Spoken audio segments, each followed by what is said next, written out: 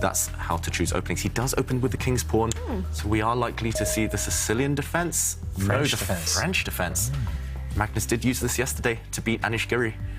Yeah, well, I don't think we could expect either of those moves, really. I mean, e4 from Hans is a bit of a surprise, and e6, even though Magnus did play it, is a surprise. And what variation will Hans now play?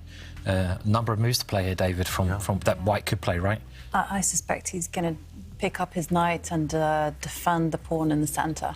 I mean, the trendy line is the advance now. There's been some sort of new ideas in the advance variation where white often gives up a pawn, and he has, though, played your move you've anchored, Tarrasch variation.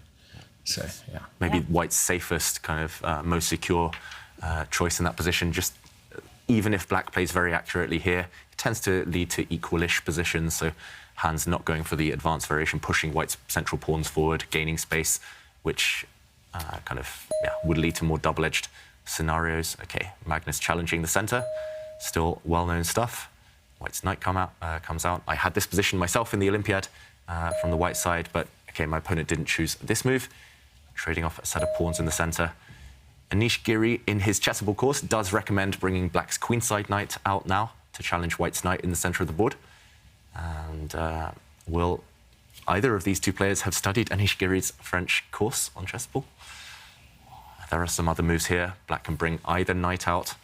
I think those are the two most trendy moves in this position. What is Magnus going to do? He needs to surprise Hans, right? Normally, when you have the black pieces, it's hard to win against any kind of grandmaster opponent, but you need some kind of surprise just to throw them off balance to kind of nullify the opening advantage that white traditionally has. Yeah, it's all very well-known stuff, this. I mean, it's been played thousands of times before, and I guess you might have some games there you've anchored. Yeah, well. I have lots of games in the database. I even have games where Magnus has been playing this opening with the white pieces against Fabiano Caruana and winning. I mean, I have to say, up until yesterday's game against Anish Giri, Magnus really doesn't tend to play this opening with the black pieces, but he is following Anish's recommendation, and there's going to be some trades. Still within very well-known territory here. Black's dart-squared bishop coming out. I think that's what Anish Giri recommends in his course. The older move here is black's queen, just developing. Maybe Magnus and Anish have been working together. Those two great friends, Magnus and Anish. Yeah, preparing hard. And there were two very theoretically important games in the Olympiad just a couple of weeks ago in this position, where black pushed his king's pawn forward one square, just to block the centre, occupy as many central squares as possible. So is Magnus going to go for the most critical move, which has featured recently in some high-level games, or is he going to just try and confuse Hans with maybe a less well-known move? Still, it feels like a psychological battle at this early stage. Hans playing almost instantly every move. Magnus is the one taking a pause here and there. Magnus clearly knows what's going on or what he wants to play, but he's trying to guess what will make Hans the most uncomfortable. Maybe he's trying to just slow the pace down and get it into... Because in the last game, he was matching Hans, right, by like tempo. So maybe he's trying to sort of just get it into his, control, get control on the game by slowing Hans's pace down a little bit. And, because it didn't work well the last game, that's for sure. Yeah. That's my excuse for getting in time trouble, just slowing things down, just controlling the pace of the game, at least in the initial phase. David, whatever you do, keep doing it. That's all I can say. I have to say, rapid chess, can we see the medal again? David's style comes with a warning, because most people actually cannot handle time pressure very well. I mean, you make mistakes, but David, different level. And Magnus developing his knight. And I have to say, this has been such a thrilling start to day 2 of the FTX Crypto Cup. And, of course, we love it when you're at home also join in all that fun, action and excitement. And show us your selfies. Where are you watching the tour from? How are you watching it? Who you're watching with? We love to see your pictures, and we will feature them on the show. And as always, you can send us your thoughts, and we will, again, if you tweet us using the hashtag ChessChamps, we will show them on the screen. Yes, You do love your selfies. And remember, actually, so we know you're watching from all around the world, and we're so excited to have viewers from all around the world. But for the 2 final days of the FTX Crypto Cup in Miami, it is possible to go to the venue as a spectator, which I think will be a lot of fun. And you can read all about this on chess24.com/tour, how you can get your tickets and go to Miami to watch these top chess players in action. That's so cool that you can actually go in person and get a feel of the whole vibe there, because I can tell you it's really special. It is. And it's so intense. The players playing here on the Oslo Esports Arena, I mean, it was just incredible. Yeah. You know, just to see the emotion, you get up close and personal. And meanwhile, okay, the action is still continuing because the players are simply developing their pieces. But at the same time, the skeleton has been built. You know, White has definitely marked out their intentions. It's going to be happening on the right side of the board. And Magnus is going to be relying on his supremacy there in the centre. Yeah, I think we can definitely state that Magnus wants to strike back immediately with Black. He's not gone for anything solid. He's playing very provocative chess, allowing White to establish this kind of central pawn on e5. And, OK, he's trying to gain a bit more space here. This is still relatively kind of well-known, at least the ideas. I'm not sure about the exact move order, which I think is a bit rare. But, yeah, there's a big threat on the board, at least, for Magnus. He wants to trap White's bishop in the centre of the board if he can continue pushing that pawn forward. So the key factors right now, White's pawn here, is as long as he can maintain it, it kind of cuts the board in half. If Black's king, for example, if White just pushes a pawn out, if Black's king ever castles, it's going to be in big danger on this side. White's queen can come forward to start attacking. White's knight can leap forward, and there might be some ideas of sacrifices, breaking open the Black king, something we call a Greek gift. And I think this would be very dangerous for Black. So that's why Magnus right now, he's not committing his king to where he knows Hans wants to attack, instead pushing this pawn.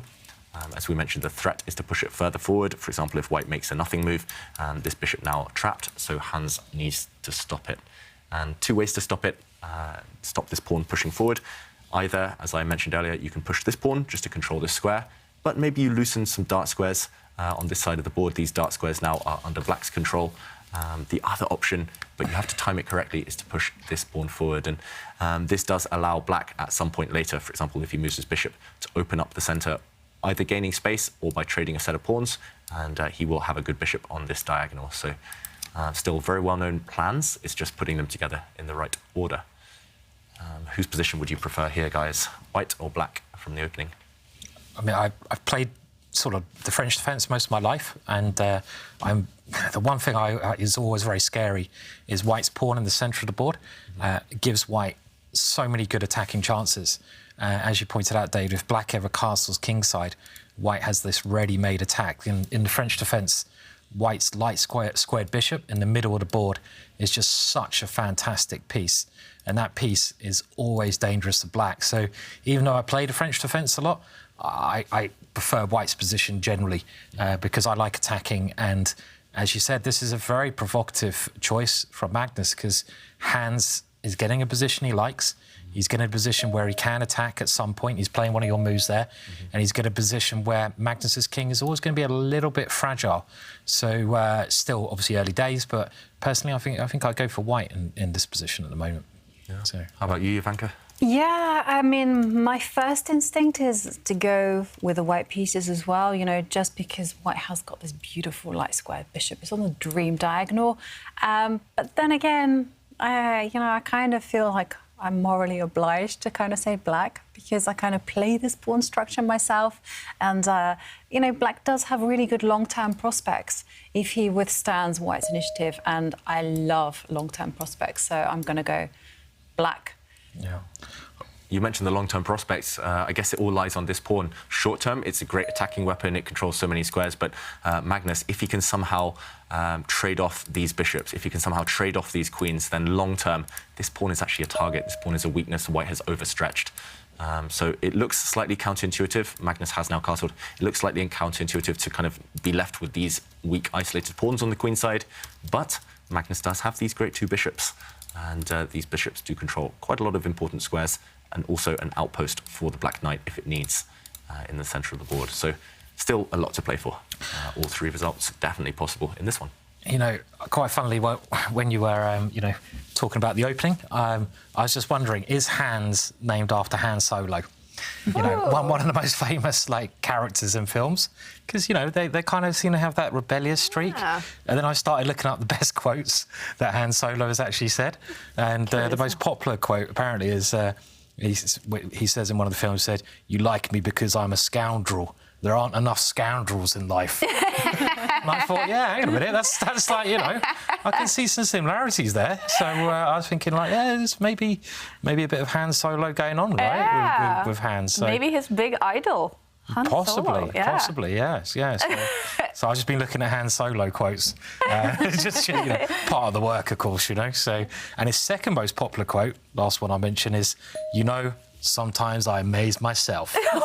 That sounds like Hans Niemann. that could be after that first game, something you would say. So yeah, it was quite. And maybe quite in funny. the next Star Wars movie they'll have Han Solo say something like, you know, let the fight speak for itself. Right? Yeah. Something inspired by Hans Niemann. He might have just jinxed him, Simon, because I think Hans is just...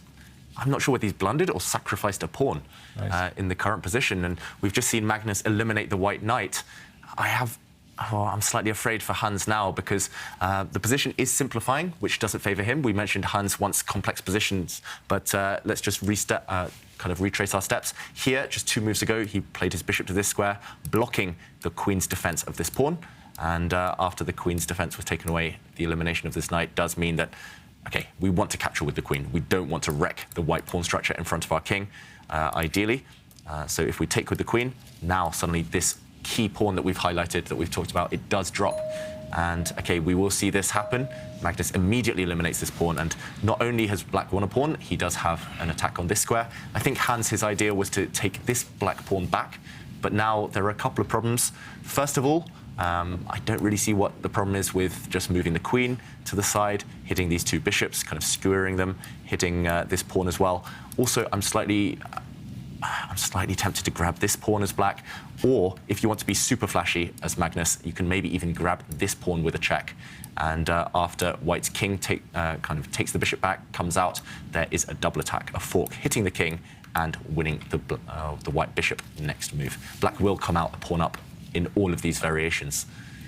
Wow. Yeah, I just don't see what Hans has in mind. And the fact that he's paused to think, OK, this is the current position, the fact that Hans paused there means that he is unsure as well. He's a bit nervous about what is to come. So Magnus, he's got a choice of this pawn, or a safe move, just maybe moving his queen.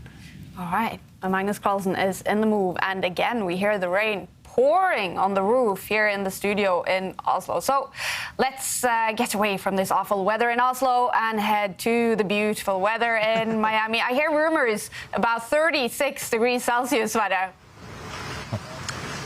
Yeah, that's the time when you want to bring a jacket and really feel this weather outside. It's so humid, you can't even begin to believe it. But I have something to cool me down, because I have one of the coolest GMs there is right now. Alejandro Ramirez, you are here in Miami. What are you doing here now? Well, I'm here as a spectator. This is one of the best events that's happened in America in a very long time outside of St. Louis, so I couldn't miss it. I'm happy to be here. The fact that it's warm and beautiful Miami, well, it added to the equation. Well, you're coming straight from Chennai, so I mean, you must be pretty acclimatized to this weather. How is it feeling here compared to there? Ooh, they're both hot, but in completely different ways. And I'm happy to be back in America, but I had such a blast in Chennai. I was there as the U.S. women's coach, and we had an amazing resurgence. Basically, 2 different tournaments, one before the Bermuda party and one after. And after we kind of crushed it, we're able to go all the way from 42nd place, which was our low, to 4th place finish. So we had a great event, and I'm very happy to have finished with that. But taking a little break here, enjoying chess from the outside point of view. Yeah, but I mean, as an American, I got to ask you about Hans Niemann and his game against Magnus Carlsen today. How would you summarize how they've been playing so far?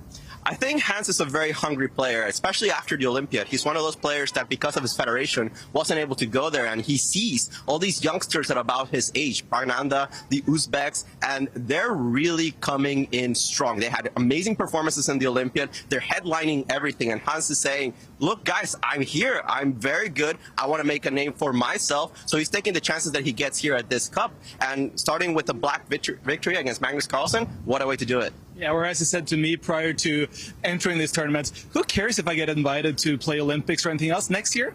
My rating is going to be so high that they have no way to exclude me.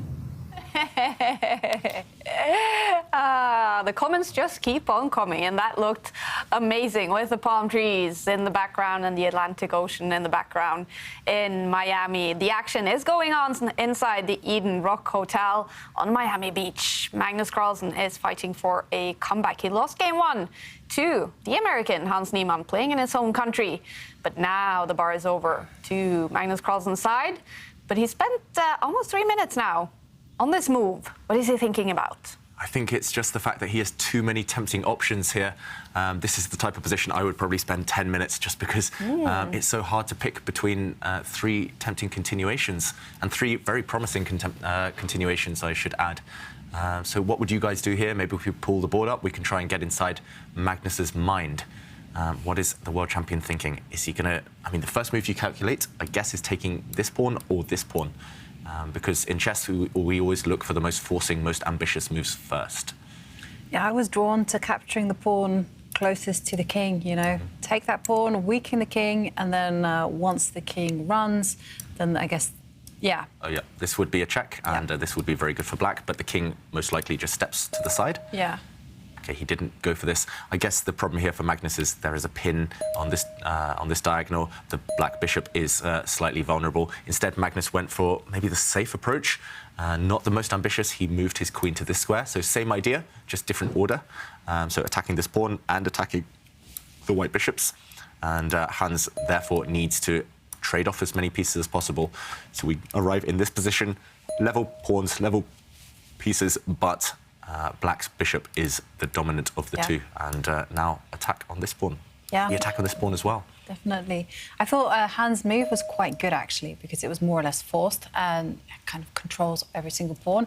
But Magnus, he captures the pawn anyway. Yep, he has spotted that the white queen is actually overworked. She has 2 jobs to do here. She wants to defend this square, but she also has to defend her bishop. So now, if the black bishop is indeed captured, then Magnus will go a pawn up. Whether this is enough to win, it's unclear, because we might well reach a rook endgame eventually, and black is yet to create a pass pawn, but this is a risk-free advantage for Magnus. The question is here, if you were Hans, would you capture this bishop? Would you trade off as many pieces as possible? Or would you maybe just move the rook and say, OK, opposite colour bishops, long-term, that gives drawing chances as well. It's definitely white playing for the draw now. Yeah, I would keep the bishops on the board, and Hans says yes, he would too. It's interesting because I think I wouldn't hesitate here. I would take the bishops off. As long as the queens are on the board, I would be terrified of allowing the bishops to stay, because with opposite colour bishops, it's easier to attack the enemy king. White's king here has only 3 pawns shelter.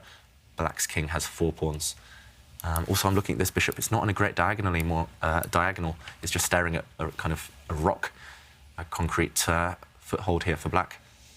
I think it'd be more impressive if Hans draws this game than actually winning the last one against Magnus, because he's a safe pawn down at this kind of position that Magnus thrives in. You know, just nurturing that small advantage. You've got to defend, not nice defending.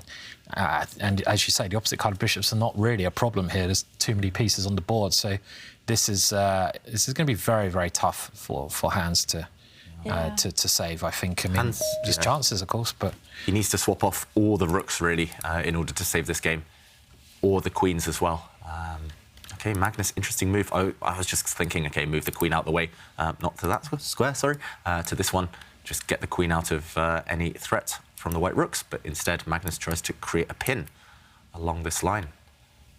But yeah, still, I mean, it's going to be so hard for Hans to even survive the next few moves, and kind of without going too passive. I'm scared for the American now. Yeah. Yeah, I mean, it's definitely an interesting position because of that imbalance with the opposite colour bishops, you know, and Magnus playing very accurately. But somehow I feel that Hans maybe could do something, and he steps his queen up and attacks the bishop, perhaps thinking with the right time, maybe stepping up his king and maybe lining up the bishop and queen along the same diagonal. I think there's still a lot of play left in the position, and I have to say it's terrible weather here. It is. It's awful. Yeah. I mean, you have thunderstorms, lightning. OK, queen defends the bishop. And but it seems like the rest of the world is having great weather. I mean, we saw it was fantastic in Miami. Søren Plovgaard says, he sends us greetings from Horsens and Denmark. And nice sunny weather. That's so close to here. How is the sun shining in Denmark? I prefer the rain. It's been so sunny in England. We've had like 4 or 5 weeks of a heat wave. Yeah. I would just love to stand in the rain now. I just like, just get the water on my face. Yeah. But, the rain's nice, The rain's nice as well, so... How has that heat wave been in England? Is it over now? I think it's still going on, but it's supposed to rain soon, so it's been pretty horrendous in England. Yeah, just relentless sun, and which might sound lovely, but England's not really prepared for that, and neither are gingers either. So it's like, not good for me. Yeah. So yeah. And I heard the situation, and we have some moves on the board, obviously, just to interrupt us, David, but it was extremely hot in Chennai as well, correct? Yeah, most days were over 30 degrees. It was very humid as well, but indoors was air-conditioned, and I think the biggest problem for the players is that indoors was nice and cool, but as soon as you step out, you're sweating immediately, and then the playing hall was very cold. I heard a lot of complaints about that. Yeah, actually, it was very interesting. I mean, I found the I bet the women complained and the men loved it. Yes. Yeah. David is saying it was very cold. Then I have to say it was very cold because we were freezing. Oof. We were sat there in jackets and everything, and you could see every woman was like this. And yeah. It was the first tournament in years that I've worn a jacket at the board. Normally I take the jacket off, it's just a shirt during a game, but I had to put the jacket on. It was just, especially when players would leave the hall, because then there were fewer bodies, less warmth. Oh, yeah. The longer the games go on, the colder you feel. And I did hear of a lot of players falling ill. Some of the top players, they didn't play as many games for their country as they wanted to, just because they were struggling with the climate. It's got to toughen up. Wimps. One way of looking at it. Or women needs to start controlling the temperature in chess tournament arenas. Maybe. Yeah, definitely, Kaya. OK, and meanwhile, there's been a set of trades, actually. A pair of rooks have left the board, and I think this increases the chances for Hans to secure that very important draw. But on the other hand, when I do compare the bishops, I mean, White's bishop, not great, just biting at a brick wall. Meanwhile, Black's bishop is just awesome. Yeah, and you guys know I did release this chessable course with Magnus on grinding kind of out these small advantages, and this is the perfect scenario to grind as Black. There's zero risk, you're a pawn up. Worst comes to worst, you trade off the queens and rooks, and it's just a draw with opposite colour bishops. But you can just kind of tease your opponent for the next 50 moves. You just slowly kind of step forward the Black kings, maybe push a pawn here or there, just try to occupy some open files with your pieces, and White can't really force all the exchanges anytime soon. So this is like, it's a dream scenario to kind of press with no risk. If I had White against you here, I'd just resign. I couldn't let you torture me for another 100 moves here. I wouldn't want you to resign, Simon. I know, that's why I'd have to resign. Hours. I could not give you the satisfaction of just slowly killing me here, I'd be like, yeah, cheers, David. Yeah, thanks. David would be angry. Come on! I don't accept your resignation. Yeah. I think there used to be a rule where you can refuse resignation. Oh. There used to be. I think that was some weird rule. I don't know, but okay. Anyway, I mean, the queens are off, but it's still still seems very good for Black. But if the rooks come off, though, it will be a draw. So that's the thing. But take a look at Magnus's last move. He just pushed a pawn forward. And I suspect he might be. Do you know what Keith said about this move? Grandmaster Keith Arkell. He did this course for us, and for Chessable, he's done an endgame course, and he's got some very interesting little terminologies. And he said, as Black, if you can ever play the move G5, this last move, which is his favourite move, you're always doing well. Because if you're playing it in the opening, it's a sign that you're attacking, your position's good. In the middle game, you're gaining space, and in the ending, it's a good move. And that's actually quite interesting, actually. If you're ever able to play G5, you're doing well as Black, which I thought was just weird. But good move, though, I think. Yeah, definitely. I was impressed. David? Yeah, I loved it from the Black side. And meanwhile, White's move, just shuffling his rook across, that did evoke a kind of frown from Magnus. Magnus slightly surprised by that one. Also, I'm looking at Black's clock time. Magnus is really going to enjoy trying to grind out this advantage. And I mean, Black's plans here, we should maybe talk about why this is such a good move in the endgame, but Black's plans are relatively simple in this position. Here, White kind of wants to push this pawn forward. When you have a 4 versus 3 disadvantage here, Black has the 4, White has the 3, you always want to step your pawn forward, for example, to this square, because here your pawns connect together. You only ever have to worry about the base of the pawn chain. This is the only weakness that Black can ever attack. Yes, Black has great winning chances, but at least it's less to worry about for White. But the fact that Black was able to achieve this move means that long-term, this pawn is also a weakness. It can never find a safe square where it's protected by another White pawn. And for example, if it ever steps up, in this scenario, it will just become isolated. These are 2 weaknesses now. So Black has 2 weaknesses to target. This is why this pawn push is such an important one. And if you compare that to White, here, what can White target? There's nothing White can ever go for. And I'm slightly surprised Magnus is pushing forward so quickly, but he has clamped down. So these 2 pawns are now fixed, and they won't be able to move for at least a while. I guess there are also ideas of swinging the rook across, going for this pawn, which sits on a dark square. All of these White pawns actually sit on dark squares, so they are all targets. Whereas the Black pawns that sit on light squares, they are hard to attack. This White bishop still, it's on a safe square, but it's just staring at a granite statue. It's just not ever really going to create any threats on its own. It's just one-way traffic. Black is going to start advancing the king, start advancing the pawn. The rule I learned is that if you're trying to win, opposite colour bishop ending, we'll see some exchanges here probably, is that you want to put your pawns on the same colour square as your opponent's bishop. And if you're trying to draw the position, you want to put your pawns on the opposite colour square to your opponent's bishop. I don't know how true that is, but that's certainly what's happening here. You're trying to keep White's pawns on dark squares where you can attack them with your bishop. Okay, sorry, Dave. Oh, no, you carry on, Simon. No, yeah, I mean, some pawn exchanges here, but this looks like White's totally tied down, right? Yeah. Has to defend. And now you can see Magnus is really massaging his advantage through, he's pushed forward with more pawns. The Black king is going to step forward. And there's just no move that Hans can do apart from just wait with the bishop. Unpleasant stuff here. Very, very unpleasant. I think this is already a winning advantage for Black. The thing is, you can't kind of use your bishop to destabilise this Black rook. It's just fixed on this square. If you ever try to kind of step back to go for this rook, then firstly, Black can ignore this because at the very least, Black's rook can swing across and target another weakness. But if you want to be really kind of, if you really want to cut across your opponent's plans, then you could just step this pawn forward. And it's exactly what Simon said actually here. The pawns control the light squares, the bishop controls the dark squares. And that's why it's such a good strategy. Instead, White's king took a step back. If we retreat back to this position, and Magnus, we know that he loves to push his rook's pawns forward, the A and H pawns. He's getting ready to kind of push this one down, ready for a race, a pawn race later, and Hans is just completely stuck. If the bishop now retreats to kick away this Black rook, Magnus, his idea, I guess, is to swing it across, attack this pawn, and if the bishop comes back, now we see the idea behind this pawn push. He would kick away this bishop, and sooner or later, something is going to drop. Black has ideas now of some checks.